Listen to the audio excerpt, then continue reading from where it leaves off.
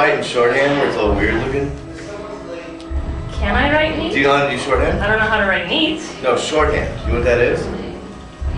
Yes, like but I don't know how to write it. It's I did an interview with Spin last week, and then they got like like 2 letters in a line. No, like Family Guy when Peter's at the psychologist, he's like. Yeah, that's right. Peter's like, I didn't say anything. He's like, no, this guy was like, I was like, give me your fucking paper. What do you mean? I looked at it, I was like, holy shit. They write in consonants. They write like a 15-year-old text, minus all periods, vowels. It's like gibberish, but he can read it perfectly. Like I can sit there and have a conversation, and he'll write down everything I said. But he writes down like "and" is "n," like the letter "n." Like this interview code, like all the big press guys do it. Yeah, he can read it. Yeah, they prefer to not use a recorder. They're like, so how's the band? Well, he's sitting there writing. He's writing down every single word I say, and I'm done. And he stops writing. But it's kind of like in waitress code, because they don't write the full word. Yeah. Like, can I get a bacon cheeseburger with extra mayo and a side? Yeah. X and you look at it's like slash colon for a bacon cheeseburger. No, it is what they're like. Yeah. Draws a really quick picture of it. Yeah, it's like.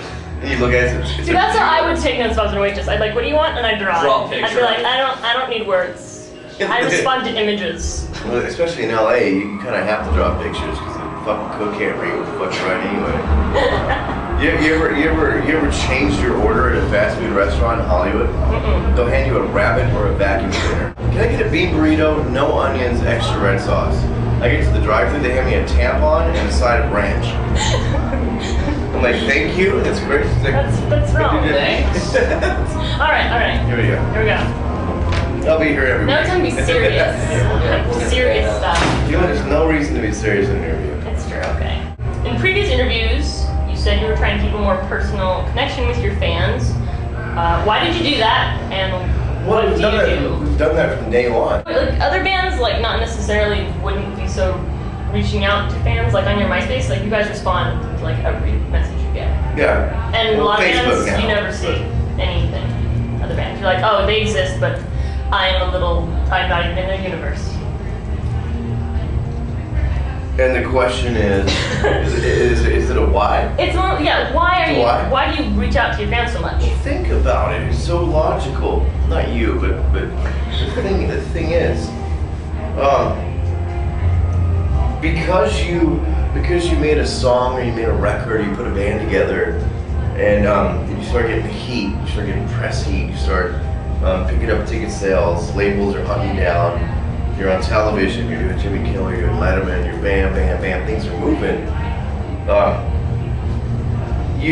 Bands begin to, and actors too.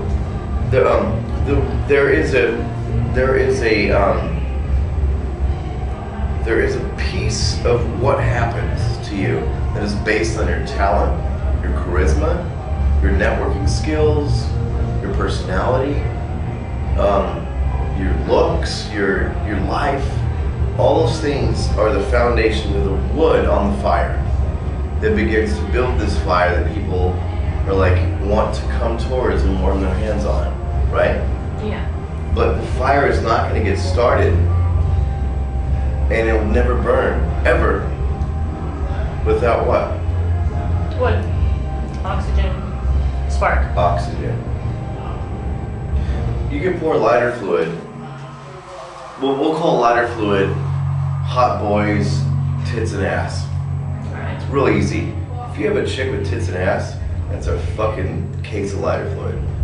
You can put lighter fluid on your necklace, on your camera, on anything. It'll burn for a minute. People go, oh, that chick's hot.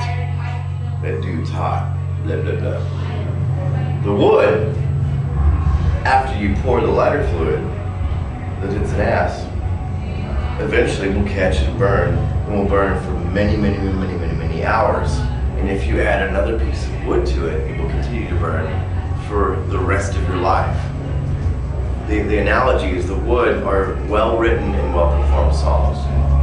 At the end of the day, The wood, the lighter fluid, the ashes, the embers, nothing burns without oxygen. We can't breathe without oxygen.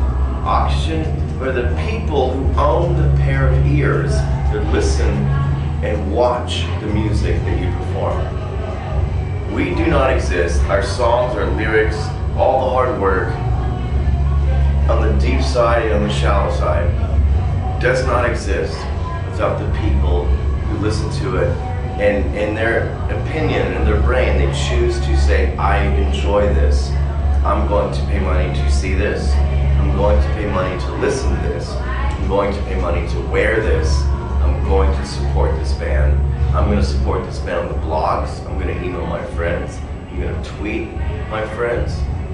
I'm going to F-book my friends. I'm going to chat at lunch in college, at lunch in high school, at lunch at work. I'm going to tell my husband. I'm going to get my kids into it. They are the oxygen. And if you disagree with me, A, you're an idiot. B, you're a selfish asshole. And C, you're going to fail. You're going to be cool and mysterious. I hope you have great songs. Because you just got wood. And people are smarter and faster and more cunning now. Not because of genetic, we're not being genetically altered. The internet is digitally altering us. People are faster, smarter, stronger. You're cool, you're not. True. The web. You can't, everything you do, every shit you take is on the internet. You can't fake it anymore. Does it make sense? Yeah. A band's nothing without their fans. Right. Right? That doesn't mean you have to kiss ass and spend 20 hours a day on the fucking internet, but that does mean when you play a show, unless you're a vocalist and you need to go rest, take fucking 20 minutes, go out, leave the bus, talk to people, Do an interview. hang out. Yeah, do it. The best thing in the world is not sign a boob, sign a card, sign a ticket. It's to sit down on a curb at 1:45 in the morning with a fan who stood there for 3.5 hours and just waited, and just sit there and go and talk. Don't fucking sign their book. Just and just sit there and go. And I do this all the time. They're like, oh, you sign my paper and sign. They're cool. I'm smoking a cigarette. I'm gonna sit down. They're like, What? sure. Sit down, dude. We're gonna sit on the curb and we're gonna smoke a cigarette. And we sit there and I'm like, so, your name's Stephanie or Jason? Yeah. They're like, you just look at it, it's like, just chill. We're hanging out. What's up? What do you do? Where do you live? Right? Oh no, I live 30 miles away. I'm at school. And you start listening to their life, and it's the coolest thing in the world. You can sit there for like 15, 20 minutes. You can't do it when there's like 100 other people waiting, but there's always that fan that waits till the very end. I've done it. I've done it. Yeah, it's like, you just sit and chat. And that's my favorite part. It's just,